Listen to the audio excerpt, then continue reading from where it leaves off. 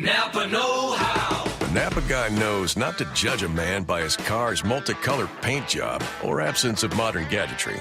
Who cares if it's technically old enough to vote and the windows are powered by the strength of your left arm?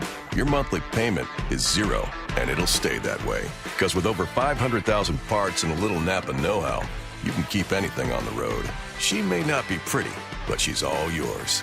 That's Napa know-how. Napa know-how. Blog Talk Radio. Good morning. This is your host, Llorraine Neithardt, and you have reached Venus Unplugged. And what we do on this Blog Talk Radio is we discuss all things Venusian, whether it be the archetype of Venus and beauty in your life or not beauty in your life. How do we approach it? My ongoing quest is how Venus is crucified in this world. She seems to be creates a lot of fear in people, and that's why they don't allow her in the center of our lives. And I'm not talking about fashion or makeup, although that's one of the forms of Venus energy, but the essence of beauty itself. And in many ways, it's beyond description, because it's in a time space, and why do we look at something and feel its beauty? And in the ancient world, beauty and truth were one. And today, what I want to explore is the symbol of the pomegranate. Now, we have been looking at the myth of Persephone, which is a very powerful myth, and I think it's important that we understand the way of the underworld and to not be afraid. These are initiations, these were female initiations, both for the male and for the female, into the mysteries of the underworld, of what we can't see. Now, in order to go into the underworld, or in order to understand our own unconscious or the collective unconscious, we need to look at it with different eyes, or approach it with a different sense. What are we looking at? Now, very often, when something new comes up, we don't understand while it's happening, and there's going to be a lot of new things coming up. And it's very important now to really explore and try to be in relationship to what makes you tick, so you do not get caught into the madness of the world right now. It seems to be a little crazier than usual. Or actually, it's not even crazier. It's the collective unconscious is up full steam, and it always makes people feel like out of control, or that they're going to be controlled. There's all sorts of fantasies about that happening. And the truth of the matter is, if you know yourself, that self that nobody else knows, and you begin to explore while you're in the underworld, all right? Now, that can come through art, therapy, dream work, yoga, whatever it is that gets you in touch with what's really going on here. Not what am I reacting to. And it's imperative at this point in history to really have your own mind, not the mind of someone else, not the collective hysteria, but really, what are we looking at here? And what is the best use of your energy and your relationship? And what are in a sense, Persephone is, the myth begins, her name is Kore, Kore, and she's 7, okay? And 7 is an important number because that has to do with Saturn. So every 7 years, Saturn touches us in a way that can feel hard. It's not meant to feel hard. It's disciplined. We need to give something up in order to follow the natural path of maturity. Now, I know that's not a very popular word, maturity, but it's imperative that we kind of get it into our lives, to want to be mature, to want to be developed yourself and the culture, because the culture is in a big shift right now, and we're capable of great change. And the change doesn't have to be the will of someone else or ideals that you don't have any belief in anymore, which is a lot of what we're seeing. There is a collapse. There's no more but there is never a collapse unless a new foundation is built collectively or within our own selves. If we go through a big shift, which usually comes with some type of trauma, argument, break, we see something we never saw before, we experience a betrayal, which is always kind of an upgrade because the betrayal is we're seeing life at a different level. Now, the concept of the maturity, now, Persephone is abducted into the underworld, so that gives us a hint right there. When we are abducted into the underworld, a world we don't know anything about, immediately, don't start the screaming and yelling because it's not going to do you any good. Be still and observe, particularly, I would say, till February. Just observe before you say anything, because so many things could be misinterpreted. Is this what you know to be true? Or is this an opinion? Or is this something you've picked up from somebody else? Because the gods are always listening. And we are in a place in history, within, and also our own personal history, where there's an initiation going on. We don't know the outcome, but the process is the most important thing. So Persephone is taken into the underworld, and then her mother realizes that she's missing, and her mother goes into mourning and hysteria. But, back at the ranch in the underworld, what is happening? Because Persephone comes up queen of the underworld. She goes down a child, she comes up a queen. So queen is sovereignty, and when we're sovereign, we're self-ruled. We know who we are. That doesn't mean we necessarily know our future, but we know how our moral compass, okay, and moral compass has nothing to do with if we're good or bad or sin or any of that nonsense. The moral compass, or at least if one is relating or wants to relate to the concept of a moral compass, can say that 3 times. Obviously, it's too early for me. When we take up the task of becoming whole, even though we may not have any idea what that looks like, we are going to mature, meaning develop, go through the different stages of life, go through the different stages of development, according to the divine design, not what somebody else is saying.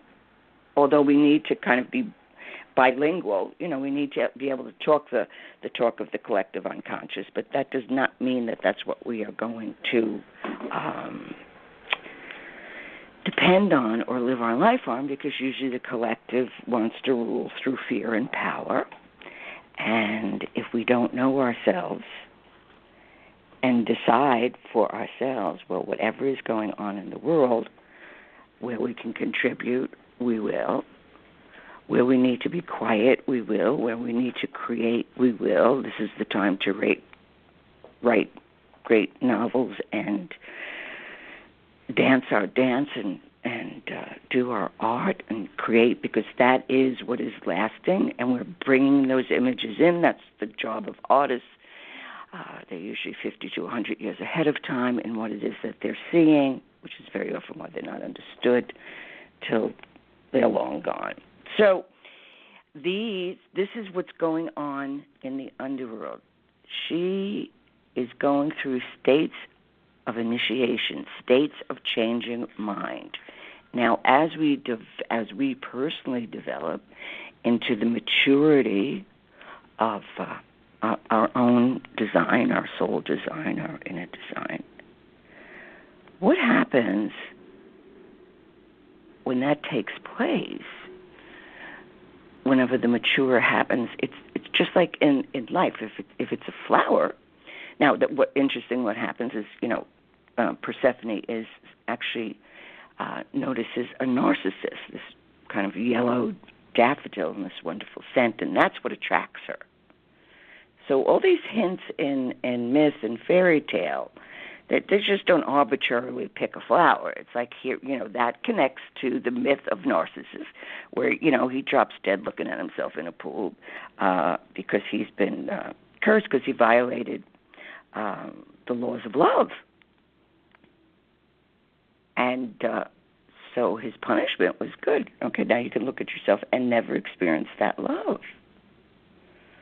And for anybody who knows loneliness, which is because everybody on the planet, we know that feeling of just looking in a reflection and we can't make that connection. Where is the other? Now, the older version of Narcissus is that he's a twin and his twin sister is in the pool and he's looking for that, which is another very powerful image, of the male wanting to connect to the anima sister, okay? And the feminine that's caught in the waters and can't come up, So all of these images provoke great change in ourselves, even though we don't always feel it. We may feel the confusion or the fear. It's like, I don't want to look at that.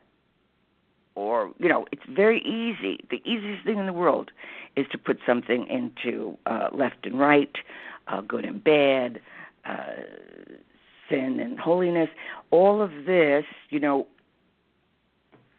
if we eliminate the opposite of whatever the experience is, let's say you're longing for love and or love of oneself. The opposite of love is not hatred. The opposite of love is hatred. People think it's hatred, right? But it's actually power. There's something, a power drive, which is unrelated. Just wants to do what it wants to do because that's what it wants to do. It's not related, and love is relatedness. Now, strangely enough, in this myth of Persephone and Hades, okay, who's supposed to be this brute, but I don't really buy into the brute because he's the one God who changes some of the laws of the underworld to please Persephone. Most gods don't do that. It's my way or the highway. It's this mystery of love. What goes on that we don't see, and what goes on? How does the flower grow? That mystery, that spark, that will have something grow, and it all comes from the underworld. And great wealth comes from the underworld. Hades or Pluto is also the god of wealth. Why is it in the underworld if it's such a scary, terrible place? We want to dig up all the diamond and gold and metals, but we don't want to relate. We need to. So, like a flower or like anything in nature, it comes to its fullness, and then it goes through all its stages of development from the seed. I'm getting around to that pomegranate. I'll be there in a minute. Goes from the seed, all right, and up. And when it finally flowers, it gives that scent to the world and to the divine. And in that moment, that's its bliss. It becomes one with all. The same thing happens to us. If we bloom, if we go to the fullness of our maturity. And I suspect that that's when death is blissful or peaceful or filled with knowing. at that moment, people want to feel that, and they do. They feel this certain bliss, and they feel the sorrow for the ones that they're leaving, but there's a bliss. They return to that wholeness. Now, I don't particularly buy into the heaven and hell business. Some people do, and that's their images, and that's their myth, and that's cool. I think it's far greater than that, and I don't feel this principle of punishment that's how people are filled with fear. They won't look at themselves, and they won't look at others, and what motivates them, and how are they being manipulated. It's kind of like the Matrix. You're going to take the red pill or the blue pill. So, speaking of red pills, we are looking at the pomegranate. Now, in the underworld, if you eat something in the underworld, if you digest something, if you take something in, let's say if the underworld is your dream world, if you take something from your dream world, you write down your dream, and then you see, wow, wait a second, because the dream is going to tell you what you don't know about yourself. So when the dream happens, that's why it can be so upsetting to the ego, because the ego swears it's the CEO of you. But then the dream points out, like, no, that's not your truth. That's not the divine plan for you. The divine plan for you is to, let's say, walk away, or you need to work with your creativity more, or you need to be more respectful of time, or you need to see that your rages are really being created from some frustration or some trapped creative energy, or there may be some righteous rage, all right, that needs to be expressed, but not in a rageful way, an inspired way, courage. Now, Persephone has courage, heart rage. She just doesn't go into the underworld and cry. She goes in the underworld and she learns. Now, in the far-reaching center of the underworld, Persephone's realm, the throne of Persephone, because she becomes a wise woman, and Aphrodite.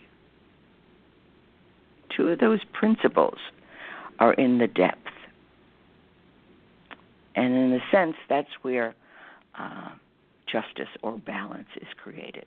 Now, in the ancient world, originally, we were created, the first people, right, billions of years ago, they were totally connected to the bliss, that circle of love. And then around that circle of love, because this is a very simple image, it's a little more complicated than that, but for our purposes, let's look at it that way.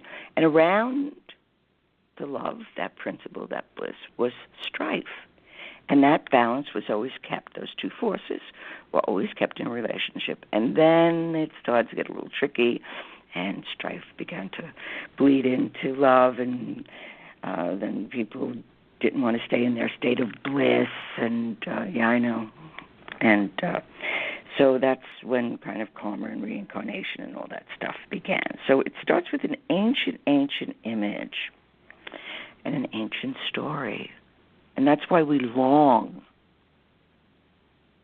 Why do we kind of long and, in a sense, know that there's something so much far beyond us, and that this planet, this is, it's Promethean. We have to, and Persephone is a goddess, a Promethean goddess. She is, and Prometheus, he brought fire to the world. The gods weren't happy about that, because then we could create once we had fire, because that was a great mystery. So she brings the fire of the underworld and the wisdom. Sometimes we don't intellectually or consciously know why we're moving in such a direction, but we're inspired. And most inspirations do not have a plan, a conscious plan. We kind of move towards it. Or like if we're just beginning to create, we don't really, I mean, we can think we have an idea, or we certainly want to get up and create, but the way it, turns out, usually we had no idea. And only after that, when we take a look of the creation or the divine inspiration, then and only then it's like, oh, that's what it's about. So with this symbol, now symbols are very powerful information, because you can work on a symbol for your whole life. People are automatically attracted to a symbol, and they don't know why, but it always catches them. Or it's a symbol in a dream that repeats itself again and again. There's great wisdom to be had if we can begin to say, okay, what does that mean? So then there's what it means through history, these great symbols. Okay, but then what does it mean personally? So here's this amazing red fruit, this pomegranate, which is also a symbol of fertility, because the ancient ones, all the seeds, was also how you would survive, the water that's in a pomegranate, or if you're in the desert, you want to have a pomegranate, not a banana, but a pomegranate, right? That this symbol of the pomegranate, and it's also a symbol of going into the underworld. It's a symbol, if we give, let's say we're going to dinner parties now with the holidays and everything, to bring a pomegranate, which is wealth and prosperity and fertility. So we give these symbolic gifts. This time of the year is filled with symbolism. The birth of Osiris or Christ or whatever God you honor at this time of the year. So Persephone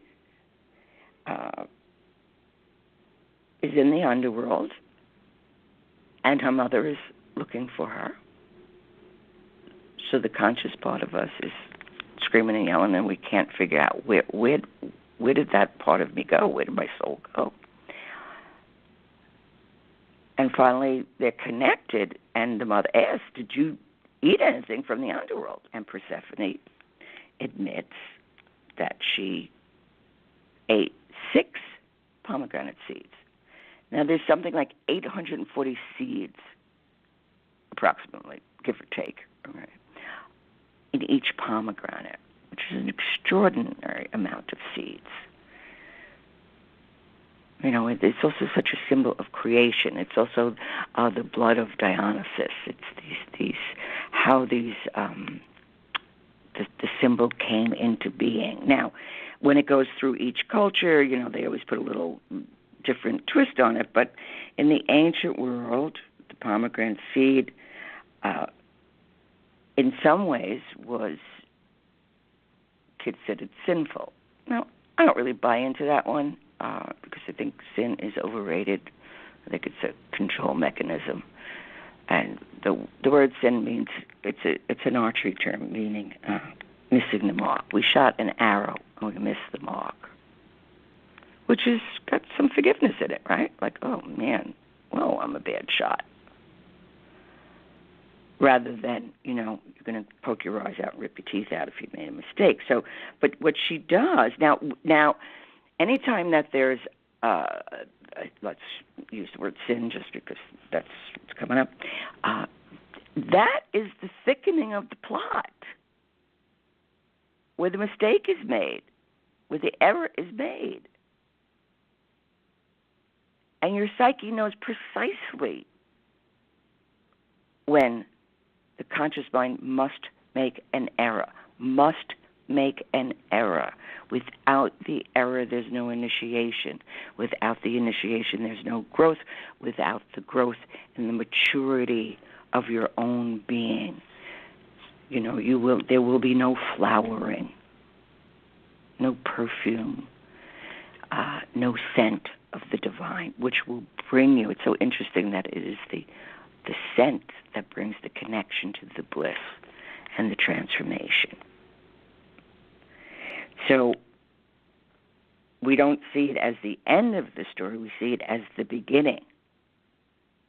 And the same thing with, we can, any day of the week, we can, at the end of the day, we can look over our day and we can see, wow, I could have handled that one a little better. Or no, I need to be, which would be really sage advice at this point right now, is like, until you really understand from the depths of your own being, learn silence, to know, to will, to dare, and to be silent. That's pretty much the oath right now. What are we looking at? Don't be manipulated. Now, this, as she confesses to her mother that in spite of herself, she was tempted, and in the hymn to Demeter, of course this is Persephone saying it, okay? He secretly put in my mouth sweet food, a pomegranate seed, and forced me to taste it against my will. The pomegranate seed, which doomed her to the underworld, is a symbol of sugared poison. Incredible image, right? Now, I don't believe she's doomed. I think she's doomed according to how we perceive the world of light. But light can be very blinding, and we don't really see the plot. So the sugared poison. So what's the sugared poison? The sugared poison can be the lie you're telling yourself, or that somebody is telling you, with charm and sweetness. And we buy into it, only to realize, whoa. Now the poison, of course, in the ancient realm, and the poison in the realm of alchemy and symbolism, it becomes a healing poison. Because in these ancient myths and in life, it is never stagnant. It's always moving. The opposites are always in relationship. And if we cut off an opposite, we're never going to heal. It's never going to happen. Because its nature needs to be its opposite. That doesn't mean we need to be acting it out, but we need to know its presence. Where is the love? Where is the power? And how to keep those in balance. So that's a very important hint to be looking at. Where is the love? Where is the power? So she takes this sugared poison. And of course, she's telling her mother this, and her mother is hysterical, all right? And because Persephone has eaten from this, the underworld, she had to spend 1/3 of the year in darkness and gloom. But that's how the upper world sees it, as gloom. But there is a tremendous amount going on in that underworld. What if we saw by the light of diamonds? So this pomegranate, at this point in our world today, okay, we use that as a symbol of transformation. So when we're forbidden, but in the underworld, it's a fertility symbol. And it gives the power of the soul to see through into the underworld. It's the seed of transformation. And it is when we reverse our, opinions is a way of seeing it, or we see it in a different way, or we eat from the forbidden fruits, we must eat from that forbidden fruit in order to start the journey. So Persephone stole for mankind, for humanity, because when Persephone comes up from the underworld, it's springtime. She brings spring. She brings the fire of creativity, and she brings the fire of creativity with you. Right? It doesn't necessarily have to be in spring. It's a spring within your own life when you wake up and go like, oh, I know what I need to do now. When everything is still and you think, oh, God, life is over. No, it's not. Something deep. So you're going to eat your 6 seeds of the underworld, and that's going to give you knowledge, just like in the tree of knowledge. So it's not the good versus the evil. It's the wisdom, and it's the pomegranate is the symbol. So when we meditate on a pomegranate, I guarantee you, enormous creativity will be inspired within you and with all. So till next week. Bye bye.